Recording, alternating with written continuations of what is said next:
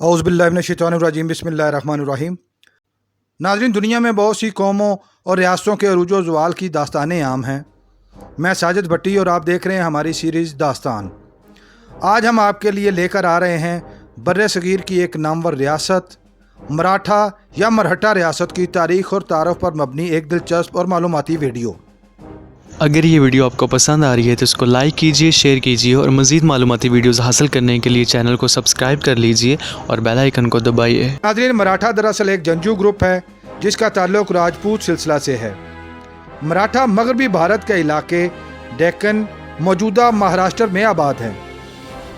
मराठा जंगजू होने की वजह से अक्सर मुसलमान बादशाहों की फ़ौज का हिस्सा रहे और उसकी कमांड भी की। मुगलिया फ़ौज में मराठों ने बहुत ज़्यादा खिदमत सर अंजाम दी और आला ओहदे भी पाए, मगर बाद में मराठों ने अपनी एक रियासत कायम की और मुग़लों और अब्दालियों के साथ तारीख़ी जंगें लड़ीं। ये रियासत सन 1674 ईस्वी से 1818 ईस्वी तक कायम रही। इस तरह तकरीबन 150 साल तक ये रियासत अपना वजूद कायम रख सकी। भोंसले ख़ानदान के सरबराह शाहजी भोंसले के यहाँ 19 फरवरी सन 1630 ईस्वी को एक बेटा पैदा हुआ। उस ज़माने में शाहजी भोंसले अहमदनगर में फ़ौज के सरबराह थे। शाहजी भोंसले ने अपने इस बेटे का नाम शेवाजी रखा। जवान होने के बाद शेवाजी ने कमांड संभाली। सन 1656 ईस्वी में मराठा सरदार चंद्रराव मूरी को शिकस्त देकर जादली पर उसने कब्ज़ा हासिल कर लिया। उसके बाद बीजापुर पर कब्ज़ा कर लिया। 1658 ईस्वी में औरंगज़ेब आलमगीर ने मुग़ल सल्तनत को वसअत देने के लिए डेक्कन की तरफ रुख किया, जबकि दूसरी तरफ मुकामी मराठा ग्रुप भी मुनज़्ज़म होने लगे। इनमें भोंसले कबीला सबसे ज़्यादा मुअस्सर था। सन 1669 ईस्वी में आदिल शाह दोयम के साथ अमन मुआहदा के बाद बीजापुर की हुकूमत मज़ीद मजबूत हो गई। बीजापुर हुकूमत ने शिवाजी को गिरफ्तार करने के लिए अफजल खान की क़यादत में फ़ौज भेजी। अफजल खान ने 2 माह तक प्रतापगढ़ किला का मुहासरा किया, मगर उसे कामयाबी हासिल न हुई। अफजल खान ने मुज़ाकरात के लिए पैगाम भेजा और शर्त रखी कि शिवाजी खाली हाथ अकेले आएंगे और किसी किस्म का असला साथ नहीं लाएंगे। मुज़ाकरात का मुकाम और वक्त तय हो गया, मगर दोनों सरदार अपने लिबास के अंदर खंजर छुपा कर लाए। जब मुज़ाकरात जारी थे तो उस मौका पर अफजल खान ने शिवाजी पर हमला कर दिया। जवाब में शिवाजी ने भी अपना खंजर निकाला और अफजल खान पर हमला कर दिया। इस हमला में अफजल खान ज़ख्मी हो गया। दूसरी तरफ शिवाजी ने अपनी फ़ौज को छुपा रखा था। जब यह सारी सूरत हाल बदली तो उसने फ़ौज को इशारा किया और फ़ौज ने हमला कर दिया और यूं अफजल खान को शिकस्त हुई। सुल्तान औरंगज़ेब ने शाइस्ता खान को डेक्कन का गवर्नर बना दिया। सन 1960 ईस्वी में शाइस्ता खान ने पुणे पर कब्जा कर लिया और मराठों की पुणे में दाखिले पर पाबंदी लगा दी। 5 अप्रैल सन 1663 ईस्वी को शिवाजी एक शादी के बहरूप में 400 फौजियों की बारात लेकर शहर में दाखिल होने में कामयाब हो गया और उसने शाइस्ता खान की फ़ौज पर हमला कर दिया और उसे शिकस्त दे दी। इस शिकस्त के बाद सुल्तान औरंगज़ेब ने शाइस्ता खान को बंगाल भेज दिया। सन 1665 ईस्वी में मुग़लों ने राजा जय सिंह के साथ मिलकर पुरंदर किला पर कब्ज़ा कर लिया। इसके बाद पुरंदर का मुआहदा हुआ, जिसमें शिवाजी को 35 में से 23 किले देने पड़े। 1670 ईस्वी में शिवाजी ने वो किले दोबारा हासिल कर लिए। शिवाजी अब इस कदर मजबूत हो चुका था कि वो अपनी रियासत और हुकूमत कायम कर सके। लिहाजा 6 जून 1674 ईस्वी में छत्रपति के टाइटल के साथ उसने अपनी हुकूमत का ऐलान कर दिया। अप्रैल 1680 को शिवाजी बीमारी की वजह से फौत हो गया।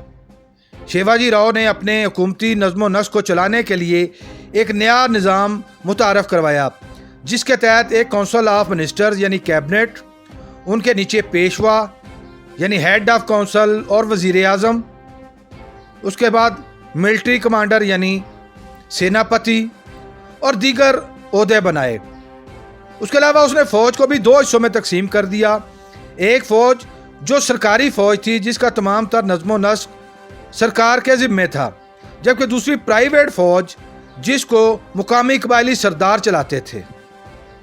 शिवाजी राव के बाद उसके दो बेटों राजा राम और सांबाजी के माबैन इक़्तिदार की जंग शुरू हो गई। इस लड़ाई में सांबाजी को फतह हासिल हुई और इक़्तिदार हासिल करने में कामयाब हो गया। राजा राम, उसकी बीवी जानकी माई और माँ सूर्याबाई को कैद में डाल दिया गया और बाद में सूर्याबाई को इक़्तिदार की जंग में साजिश के इल्ज़ाम में कत्ल कर दिया गया। संभाजी ने मैसूर और चक्का देवराया पर भी कब्जा कर लिया। 1681 ईस्वी में मुग़ल शहनशाह औरंगज़ेब ने इस खित्ता की तरफ चढ़ाई की।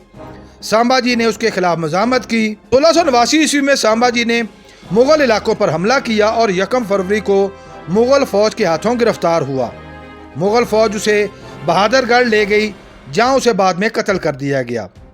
संभाजी के बाद उसका भाई राजा राम हुक्मरान बना, मगर मुग़लों के मुहासरे जारी रहे। वो वहाँ से निकल कर विशालगढ़ चला गया। 1697 ईस्वी में राजा राम ने औरंगज़ेब को सुलह के लिए मुख्तलिफ पेशकशें की, जिनको मुस्तरद कर दिया गया। आखिर 1700 ईस्वी में उसका इंतकाल हो गया। उसकी बीवी ने अपने बेटे रामा राजा के नाम पर इक़्तिदार संभाला, जिसे शिवाजी दोम या शिवाजी सानी भी कहते हैं। सन 1707 ईस्वी में औरंगज़ेब की वफ़ात के बाद संभाजी के बेटे शाहू ने इक़्तिदार संभाला, जिसको बहादुर शाह ज़फ़र ने रिहा करवाया था। शाहू ने इक़्तिदार संभालते ही मराठा सल्तनत उसकी चची और चचाज़ाद से वापस मांग ली। आखिर एक लड़ाई के बाद वो इसमें कामयाब हो गया। उसी के इक़्तिदार में राघोजी भोंसले ने सल्तनत को बंगाल तक वसअत दे दी। इसके बाद आगाज़ होता है पेशवा दौर का। भट्ट ख़ानदान से ताल्लुक़ रखने वाले पेशवा रियासत पर काबिज़ हो गए। तमाम आर्मी भी उनके मातहत चली गई। पेशवा सिलसिले में सबसे पहले बालाजी विश्वनाथ पेशवा बने। सन 1713 ईस्वी को इनको पेशवा बनाया गया। इस ज़माने में मराठा ताकत में बहुत ज़्यादा इजाफा हुआ। मुग़ल हुकूमत के ख़िलाफ़ सैयदों की उसने मदद की। 1720 ईस्वी में बालाजी विश्वनाथ का इंतकाल हो गया। उसके बाद बाजीराव अव्वल ने इक़्तिदार संभाला। सन 1720 ईस्वी से 1740 तक उसका इक़्तिदार बरकरार रहा। उसके ज़माने सल्तनत को वसअत मिली। बर्र-ए-सग़ीर के 1/3 हिस्से तक सल्तनत को फैला दिया गया। मालवा और गुजरात में भी असर और रसूख बढ़ाया गया। 1228 ईस्वी में नवाब निज़ाम ऑफ हैदराबाद को शिकस्त दी। उसने अपने ज़माने इक़्तिदार में एक फेडरेशन बनाई और मुख्तलिफ इलाकों को आज़ाद हैसियत दे दी, और यही तारीख़ में उसकी सबसे बड़ी गलती भी शुमार होती है। इस तकसीम के तहत बड़ौदा गायकवाड्स को, जबकि नागपुर भोंसले ख़ानदान को, अंडोर में होलकर्स को, ग्वालियर में सिंधिया और पुणे में पेशवास की हुकूमत कायम हुई। बाजीराव अव्वल के बाद बालाजी बाजीराव सन 1740 ईस्वी में इक़्तिदार पर बैठा। इस ज़माने में मुग़लों के ख़िलाफ़ जारी मुज़ाहमत में बहुत ज़्यादा कमी आई। रियासत इंतहाई कमज़ोर हो गई। 1752 ईस्वी में मुग़लों के साथ एक मुआहदा हुआ, जिसके तहत पेशवा मुग़लों के ख़िलाफ़ अंदरूनी और बैरूनी हमलों में मदद करने के पाबंद थे। सन 1757 ईस्वी में मराठों ने अब्दाली के ख़िलाफ़ दिल्ली की जंग का आगाज़ किया। इसके बाद मराठा सल्तनत लाहौर और उससे भी अगले इलाकों तक फैल गई।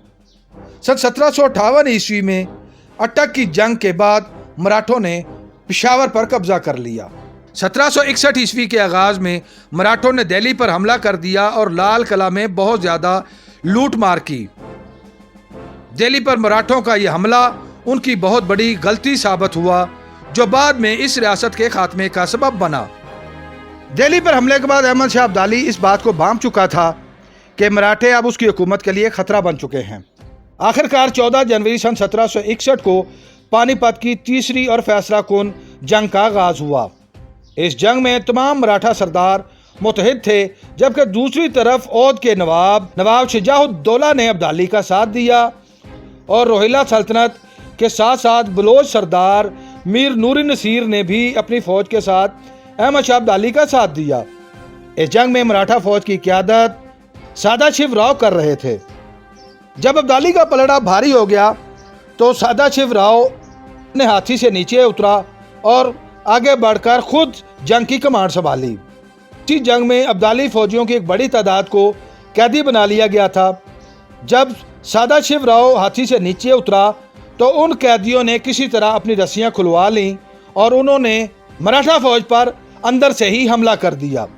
मराठा फौज के अंदर खलबली मच गई और उन्हें कुछ समझ नहीं आ रहा था कि अपने अंदर से हमला को कैसे रोके, और दूसरी तरफ अब्दाली फौज बाहर से हमला कर रही थी।